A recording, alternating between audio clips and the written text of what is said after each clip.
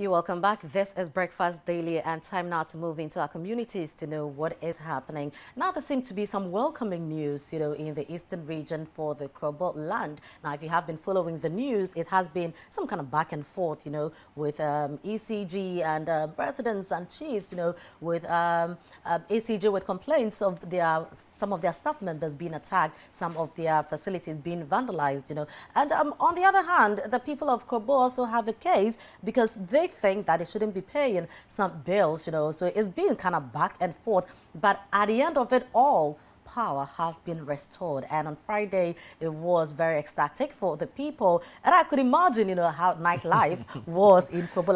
Those kind of areas really enjoy life, And I can imagine how it was affecting business, social activities, economic activities, and all. And now, power has been restored to Krobo land, Nana. Yeah, great stuff. I mean, I think for over 3 weeks, and the kind of stories we heard from the area, the impact it was having on healthcare delivery. I mean, the St. Martin de Porres Hospital had spent over 60,000 cedis in fueling generators alone. I mean, for a hospital in such an area to be spending so much, you can imagine the burden it places on them. And so, I mean, businesses were collapsing.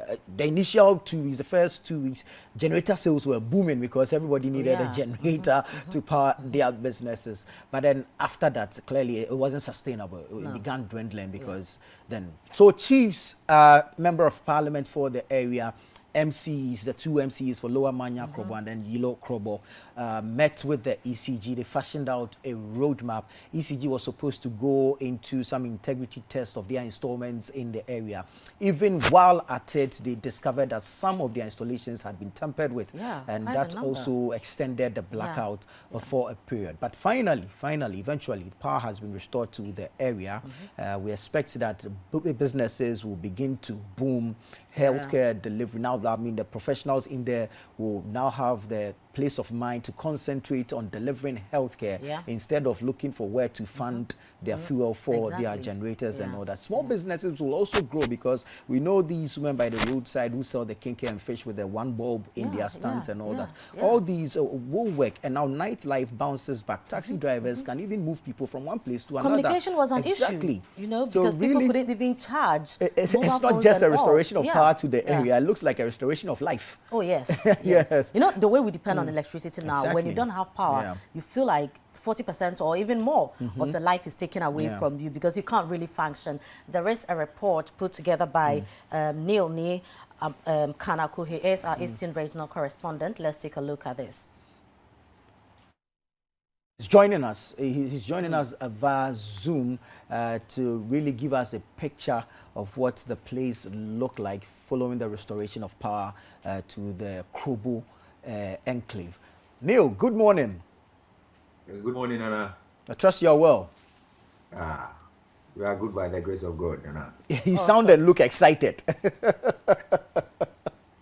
Of course I am, Nana. Of course. Well, and as a family, so you have been following the news of the feud between the Krobo people and ECG, and finally there seemed to be some kind of understanding, and so power has been restored. Personally, what does this mean to you?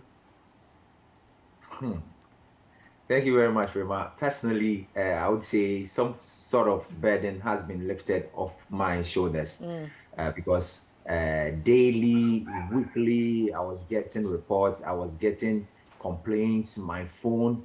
Sometimes you'll be asleep as early as 4 or 5 a.m. and then you get calls from the Krobo enclave and me. So are you people not doing anything about our situation? Are you people not doing this? Are you people not doing that? So on Friday at 5 p.m., I had a phone call from my contact there telling me that light had been restored to the place. 2 minutes later, they called back to inform me that it's gone off again. So around 9 p.m., and then they also called me back indicating that finally ECG has restored power back to the Krobo enclave. So I think around 10 p.m. I tried getting in touch with some of my contacts there, and believe you me, I couldn't get anybody to talk to. Of course. They were all out there. Yes. I was like, So all of a sudden, you guys have deserted me just because you have light. So now I'm not. Well, the problem is solved. So of course, the reason for it we're calling you now, we have respite. Yeah. So nobody was even picking my calls again. On Saturday, I tried getting them till I went there myself. So honestly, this has been like a burden has been lifted off my shoulders, and we are all grateful. Team Citi, the people are really happy about what we did for them. They were like every day we were there in our numbers, trying to get the appropriate authorities to deal with issues.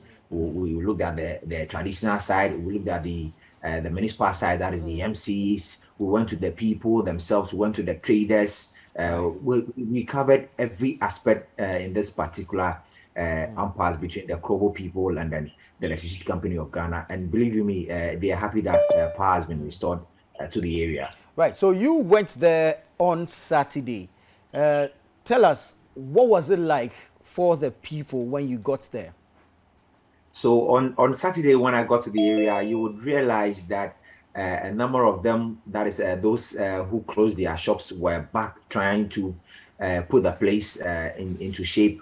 We shouldn't forget this particular issue happened more than 3 weeks. It was more than 24 days. Yes, to this particular issue. So a lot of people were put out of business just because of that. Majority of them depended solely on electricity to power their appliances and even to work in all the aspects in that area. People who would sell pure water on a daily basis to make an ends meet were put out of business. But when we got there, you realize that some of them had brought their genset out. That is, they're putting it somewhere, and then you see that they were cleaning their fridges. Some were cleaning their shops in that particular area, just to make sure they get the place set up for business on Sunday and then Monday as we speak now. So when you realize that a lot of people were excited because it's like they've been with electricity, and then for some reasons it was taken away from them. So you could see that the frustration, you could see the way they were not happy, but power being restored to the area meant a lot of things to them, especially the traditional leaders who were also not sleeping because of this particular issue. We shouldn't forget that we spoke to the MC of the area, who indicated that he had the power to use the genset, but even funding the genset was a problem, and he couldn't even go ahead to even get the generator running in his house, his own home, when his residents, his people were not having electricity. So all of them felt like some burden had been lifted up their shoulders, and everybody was happy. The pubs were getting ready. You know, the Krobo Enclave, it's an area where they party a lot, regardless being Saturday, being Friday, being Monday or Tuesday. You would go to some pubs in the area, even on Monday, and then you realize that the place is light up. So all these pub owners were happy. They were getting their places set up and to make sure that they receive visitors. Events were cancelled. Funerals were postponed or put on hold. Weddings and other parties. So this light being restored to the area really means a lot to the people, business owners, and everybody in the Krobo Enclave, especially those who have been posted there from other areas and then they were working there. They had challenges when this particular issue came to bear. The nurses in some hospitals were being attacked. People were taking advantage of the darkness to attack these personnel. Other hospitals were now reviewing their closing time just to allow their staff get home in peace so that they don't get attacked. But so this restoration of power means a lot to not the only indigenous of the land, but people who have been also posted, and then they are also serving Mother Ghana in the area. Right. Now, for the benefit of those who probably might not have followed this issue, just walk us through where we have come from, you know, the issues of the ECG, the issues of the Krobo land, and why people in Krobo land are excited about this new development. So we had this issue that the people of the area were not being billed, they were not receiving bills. Electricity people went to the personnel went to the area tried to resolve the issue, came up with some bills which the people alleged were overbilling. We went to the area ourselves. We got hold of some of the bills. You would see a container, a provision shop with one bulb, and then a tabletop fridge being given a bill of 20,000 Ghana cedis. You would go to a house or an area where one person having a fan in the room, and then the person gets a bill of say 30,000. So they had legitimate concerns with the overbilling. ECG came in, a committee was set up to review this. They indicated that they had ring-fenced this billing from 2012 to 2017 and called on the people to pay the existing bills, which they indicated that started from 2017 to date. They gave them a moratorium. They gave them a 5-year span for them to pay these bills. Residents were saying that the bills were too high and that they needed ECG to do something about it. It became back and forth, and somewhere last year, ECG took power from the people, which lasted for a week. It took the intervention of the Inspector General of Police, Dr. George Kufu-Dampare, to go to the area to talk to the people, to restore calm to the area before this particular issue was resolved, and then power was restored back to the area. Now, fast forward, Electricity Company of Ghana people also went to the area to install prepaid meters in the area. And when they went there, they were greeted with some sort of hostility. The people on a daily basis rose up to this, indicating that they were not up for this prepaid installation. I was there personally with a team from ECG and then some assistant from personnel from the 49 Engineers Field Regiment who were there. We went to Lolonyo at first. We started the installation there. The people were not so happy, but they indicated to us that for the presence of the military, they are keeping their cool for ECG to carry out their issues. We moved from there. The next day, we went to some areas in the Nwasu area. They resisted. Fast forward, some divisional chiefs in the area, that is Nene Zugli, who happens to be the Pengua Manche. He led a demonstration against the installation of prepaid and the use of the military by personnel from the Electricity Company of Ghana. Now, this demonstration was very massive, Nana. It was very massive that thousands of people came out in their numbers to support the divisional chiefs in this particular demonstration. Fast forward, other managers also came in. There was a meeting, and then the Electricity Company of Ghana had the notion, they had the hint that some people were tampering with their machines. They went there and then they were attacked by the residents in the area. Electricity Company of Ghana indicated that they were not having control of their installations. So they just moved and then they disconnected power from the area. That is some 3 weeks ago.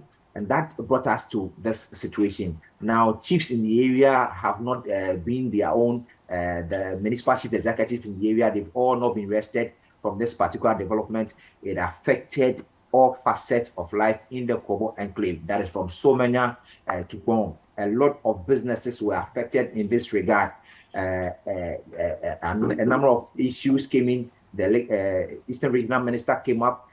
Several interventions, several meetings were held behind closed doors, and some were even open for us to arrive at this particular decision where Electricity Company of Ghana returned to the area to inspect their installations, their 147 installations and other transformers, where it was evidently clear that people had really tampered with their installations. So they started repair works and then started fixing these and connecting wires for power to be restored. So just on Friday was when we arrived at this situation where power was restored to the area. At 5 p.m. it went back, and then it came back on 9 p.m.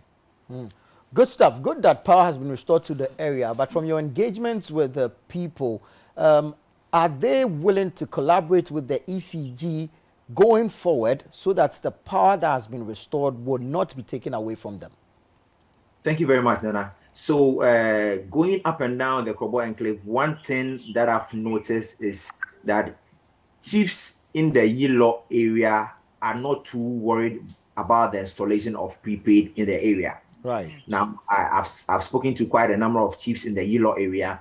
I've spoken to the assembly members, the presiding member of the Yilo municipal area. I've spoken to the MCE. They are saying they are not worried about the installation of prepaid meters. Now, the major issue happens to be at the lower part of the area, that is the lower Manya area, where the chiefs and the people are opposing the installation of prepaid. Right. So going forward, what I suggest ECG to do is to meet these particular chiefs in the area. That is the Dom Manche.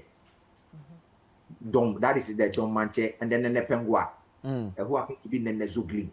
Right. Get these two chiefs, sit with them. They control quite a number of people in the area. We shouldn't forget there's some chieftaincy issues in that area. These two chiefs say they don't pay homage to the president of the Eastern Regional House of Chiefs, who happens to be Nene Sakite II. They've indicated clearly they don't pay homage to him. So if ECG should meet Nene Sakite alone, it doesn't solve the issue, because these two chiefs who are controlling quite a number of people in the area, that is the Don Manche and then Nene Pengwa, who are both the divisional chiefs. They control quite a number of people, and when they talk to the people listen. Right. So going forward, ECG should try and engage these two chiefs. Engaging these two chiefs solves like almost 70% of the problem they are facing now, because these two chiefs listens to them, and they also should try and engage the both MPs for the area. We shouldn't forget those seats are NDC seats, and these two MPs belongs to the minority side. So if ECG should combine meeting these two MCs and then these two chiefs in the area, 70% of the problem will be solved. Great, great. Thank you very much, Neil, for that holistic piece. We hope that moving on, there will be calm and all other outstanding issues will be resolved. Thank you very much. Interesting stuff. I mean, yeah. we know that our chiefs wield a lot of authority in our communities. I mean, clearly, they preserve the community. So it makes sense, as Nee is saying, to engage our chiefs on that level to get them to understand why. I mean, it is common knowledge. Of course. Why we should have prepaid meters. I mean, you opposing a prepaid meter clearly suggests one thing, that you do not want to pay for what you are consuming. Exactly. But if there's that level of resistance, then it makes sense to engage the leadership, the authorities in those areas, to get them to buy into what it is we are selling to them, so they can bring on board their subjects, and it makes for an easy rollout of this plan. You know, because what I'm gathering from what Neil is saying is there are other issues that are affecting, you know, the work of the ECG there. So, for instance, if you do not engage the right people, they will frustrate the whole process for you. So, it's very important that we get to know who we speak to, because that is very important. Everybody will listen to their leader. And so, if you engage other leaders who we do not pay homage to or who we claim do not swear allegiance to, then we have a problem here, because then it looks like you are trying to belittle us, you know, giving credence to other people. And I think that we can now speak to the ECG, you know, they should heave a sigh of relief now, but what next moving on from here? So if we have the PRO for the Tema ECG, region, Situa Mensah, joins us very soon. Good morning. Hello, good morning. I trust you're well. Yes, I'm well. ECG as well. Thank you. Great stuff, great stuff, great stuff. Sigh of relief, or there's still more challenges to deal with? Well, a sigh of relief, and just a quick one. I listened to the closing part of Neil's presentation, and I just need to make this clarification. ECG have engaged the chiefs of the Lower Manya area, Lower Manya Krobo area. We engaged Nene Sakite, who happens to be the paramount chief of the area. The divisional chiefs is talking about chiefs in especially the Bono areas. They have their chieftaincy issues. So I just want to correct this. It's not like ECG has not engaged all the chiefs in Lower Manya. No, we have dealt with the paramounts. All the letters that we wrote for the engagements, we sent them to Nenes Takite, who happens to be the paramount chief for the Manya Krobo area, and also the president of the Eastern Regional House of Chiefs. We've had stakeholder engagements with his team. We've had education on the prepaid meters with his team as well. So that is the correction I wanted to make. And also on the engagement of the other chiefs.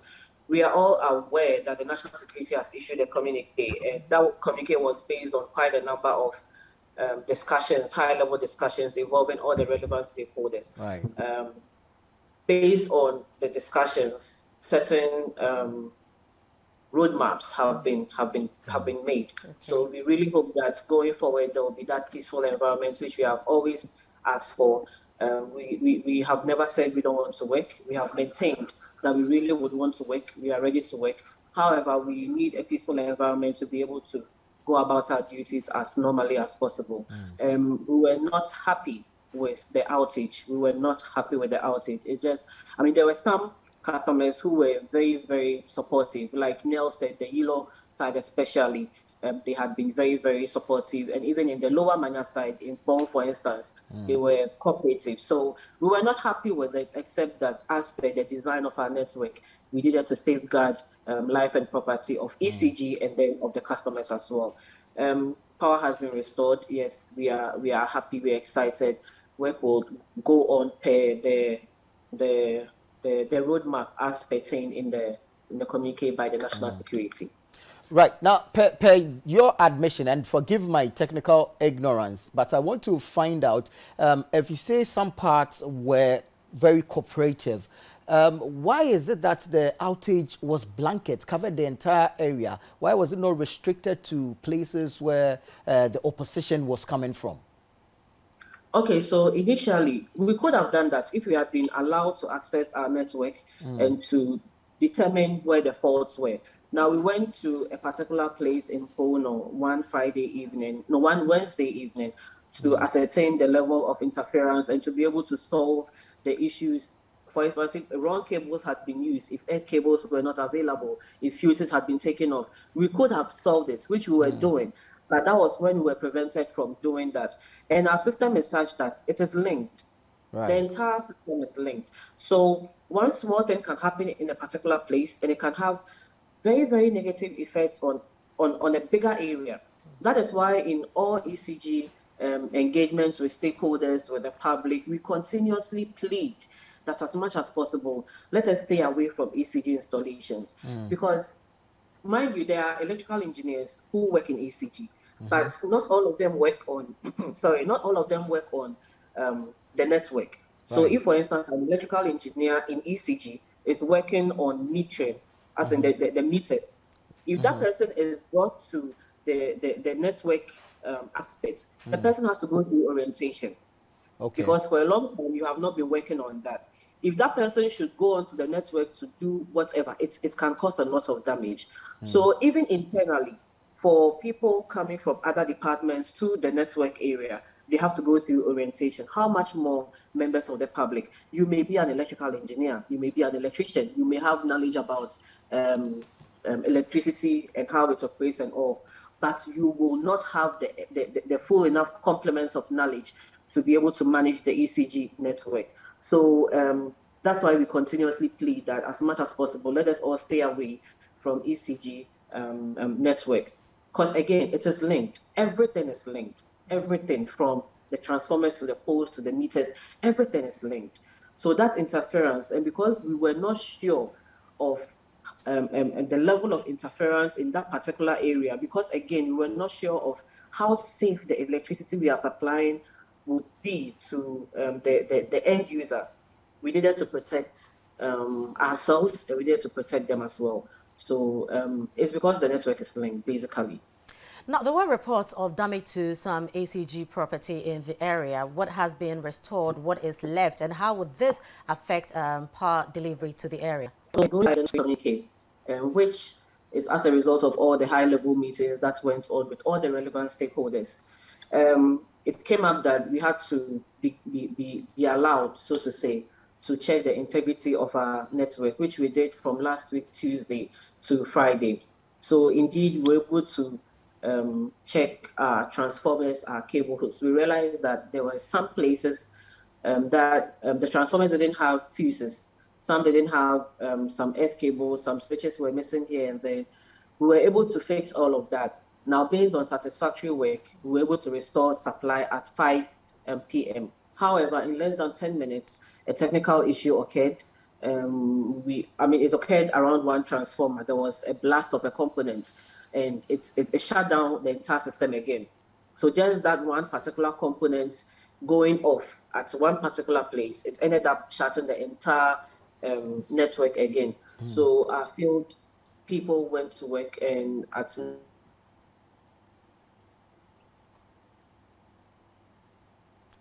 we seem to have some technical challenge there. Oh, right. Right, so we have we were able to attain all that we needed to do, able to fix all that needed to be fixed, and around 9:01 p.m. Friday evening, power was restored, and it has been on till now. There has been some isolated cases of outages, which we are still working on. I can't confirm right now if everybody in the enclave has power, but generally there's power supply. Now, so now after the various stakeholder meetings, after the high-level engagement, some roadmap has been fashioned out. Now, before we come to this, was there a previous one prior to the blackouts where there's some modalities agreed upon between the people and the ECG with respect to what they claim was overbilling? Yes, some modalities were set out. The issues of overbilling, they had to do with a 2016 software deployment that ECG did. And this problem happened across board, across all ECG's operational areas. We operate in the southern half of the country. We operate in, going by the old 10 regions, we operate in Ashanti region, Western, Central, Eastern, Greater Accra, and Volta regions. Right. Our software challenge happened everywhere. It happened to all our customers. Some were overbilled, some were underbilled. Again, it happened everywhere we operate. We were able to rectify. Some had some were underbilled, so they were prompted, they paid up. Some were overbilled, we credited them. So for the next month or months, they were not paying because they had already paid extra monies to ECG. However, there were some lingering issues in the Krobo district. A major one being that some of them were saying that their forefathers had a memorandum of understanding with the Nkrumah government that after 50 years of the construction of the Akosombo Dam, they are not supposed to pay electricity bill. This was a very, very hot issue. It's lingered on for a very, very long time. We asked for evidence to this effect. We never got it. Some prominent Krobos, some prominent stakeholders came out to say that there's nothing like that. So now moving forward, these issues happen. I mean, from 2014, there were some lingering issues here and there. Then 2015, then 2016, a software challenge. 2017, ECG has done the necessary cleanup, just like we did for all our customers in all other operational areas. Somehow, some of the customers in the Krobo district were saying that they did not believe that ECG has done the necessary cleanup. So then, the roadmap then was that period where we are constantly in dispute, which is from the 2014 to the 2017, let's set it aside. Okay. Let's put it aside. Let's ring fence it. So in all subsequent discussions, that period is not even, it should not even be part of the discussions because we have set that one aside. Right. We have not cancelled, but it has been set aside. Now, the 2018 to 2021, there were no issues with the bills whatsoever. There were no issues with the calculations. There were no mistakes. Everything worked perfectly. But some customers were not paying. Mind you, there were some customers who started getting their supply in 2019, which means they had no basis whatsoever to have any problems with ECG. But because some or quite a number of the customers were not paying their bills, they also decided that they will not pay their bills. So we have customers who got supply in 2018, 2019, 2020, and they've never paid bills. Now we are saying that the 2018 to 2021 will give you 5 years. Initially, we said 2 years, but based on continuous stakeholder meetings, it came out that the 2 years, which is 24 months, would be too small. So ECG should consider 5 years, which is 60 months. ECG management, Ministry of Energy, both agreed to this arrangement. So 2018 to 2021, you have 5 years to pay. The other part of the roadmap was that the debt, when we are installing prepaid meters, if there's a debt on the postpaid meter that is currently at the particular house or venue, we put that debt on the prepaid meter. However, one of the concessions ECG made is that we will not put that debt, the old debt, on the prepaid meters. So the prepaid meters we are installing now don't have any debt on it. They rather have a 10 cedis. If it's a single phase meter, there's 10 cedis on it. If it's a triple phase, there's 15 cedis on it. The assumption is that when we install, you may not be home, you may not be available to go and buy credit immediately. So we give you that to be able to sort of sustain you for a few days based on your consumption. For some, the 10 cedis 5 days. So when you buy your credit in the initial stages, ECG will take this back. So that's all ECG is taking. We are not using the prepaid meters to manage the debt, and that is one of the pointers that was agreed on, or it was one of the points in the roadmap that we're working with. Another was that the prepaid meters are not being forced on anybody. We are not forcing it on any customer. If we get to your venue and you do not want it, we will disconnect you from our service cables because there's a direction of the company. Prepaid meters have been in prepaid meters in the year 2000. This is in the second year of prepaid meter installation. We are all hoping, as in the energy sector, we are all hoping to get to a point where prepaid meters would be installed everywhere. I mean, the whole country would be on prepaid meters. So while ECG handles the southern half, NEDCO would be handling or is handling the northern half. Right. So it should get to a point where we'll all be on prepaid meters. It has been an ongoing project for 22 years now. There's been this conception as if I think the company is using prepaid meters on experimental basis in the Krobo district. No, that is not it.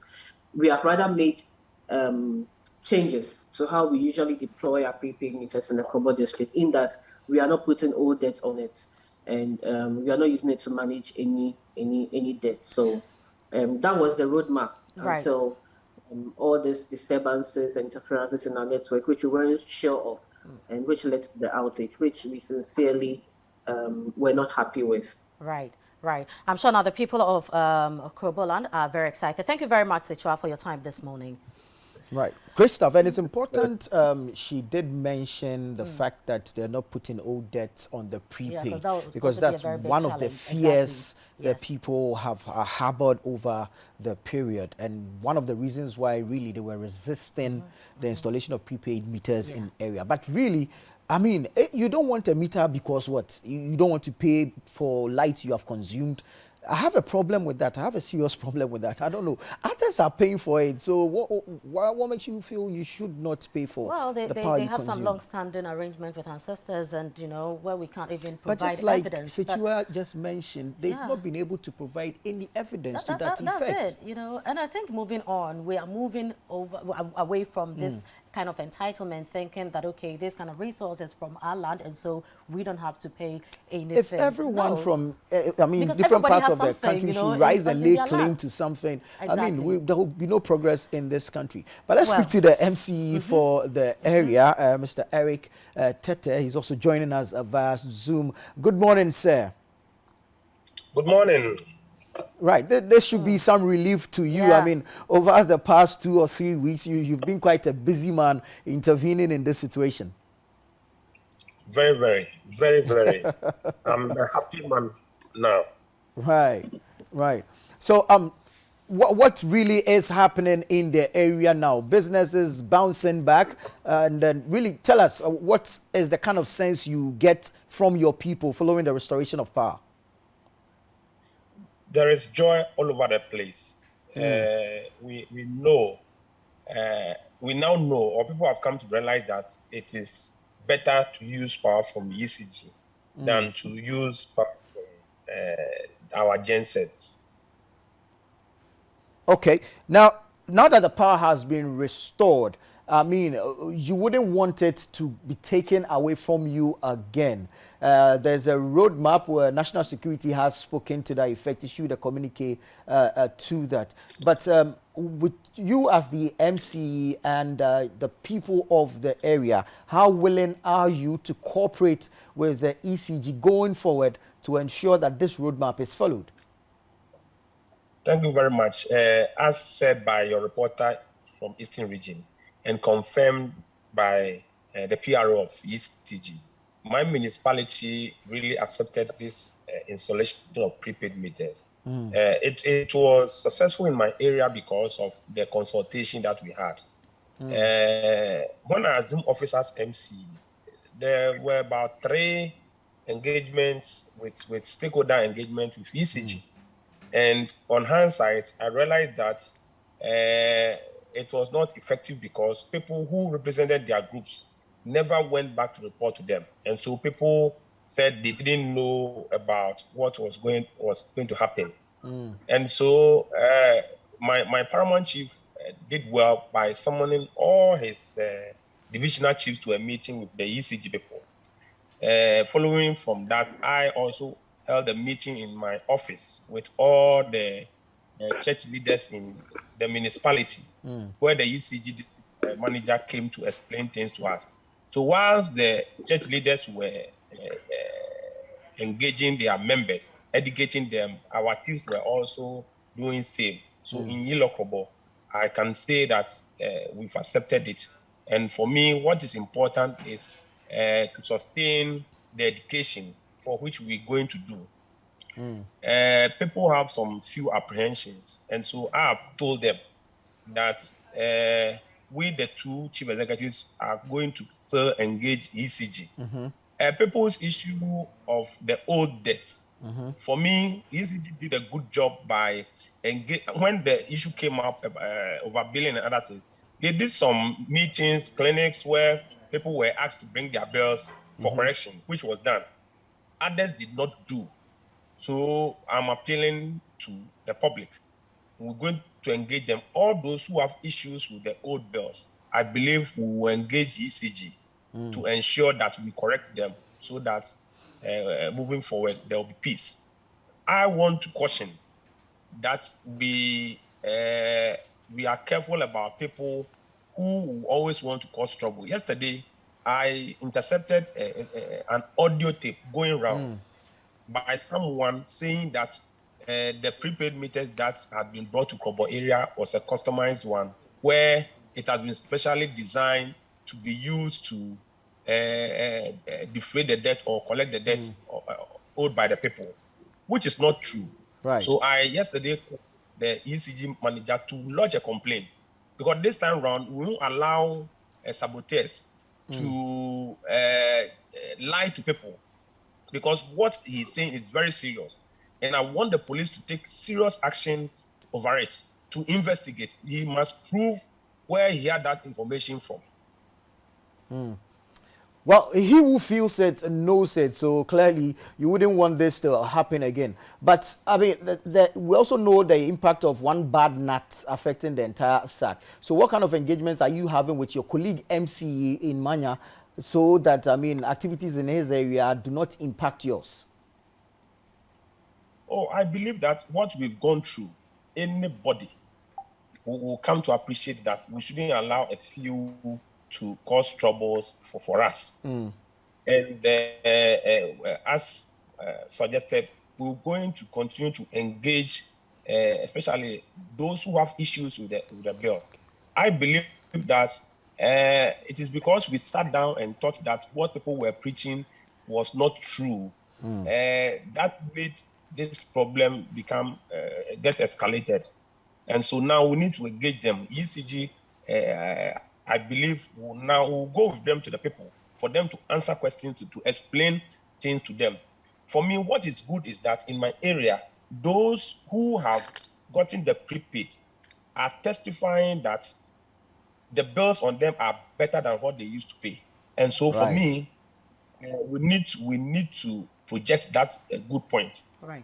And also, I want to appeal to ECG to ensure that we have a lot of vendors in the system, so that we don't get issues where people's light will go off and they will be having problems in activating their meters. Right, right. For me. Oh, okay, thank you very much, Mr. Eric Tete. He is the MCE Yilo Krobo. Right, so now power has been restored. But really, when you think about it, you ask yourself, why are we not even looking at other alternative means, you know, of generating electricity? Because if we have other means, I mean, some of these issues will not be, you know, met, and we can have a better way of dealing with there's some the of generation issue, and then there's the distribution issue. I mean, we also what happened when the ECG was privatized. We also what happened when PDS came in. And so I don't know. We know where the problem is from. It's from the top. That's where we need to deal with the problem. You know, for me, I still think that we should also be looking at other ways, you know, because we can't just put all our eggs elsewhere there are in one private basket. companies that Absolutely. distribute electricity, and they are not having some of the problems we're having. You know, so, and for me, that is why this next conversation we are going to be having is very, very key. Very. We need to now look at other ways. If individuals can find ways of generating their own electricity, the issue of billing, some of this issue of power on and off, you know, will be a thing of the past. Well, so up next, we're going to have some more conversation on electricity and other things as well. This is Breakfast Daily. We'll be right back.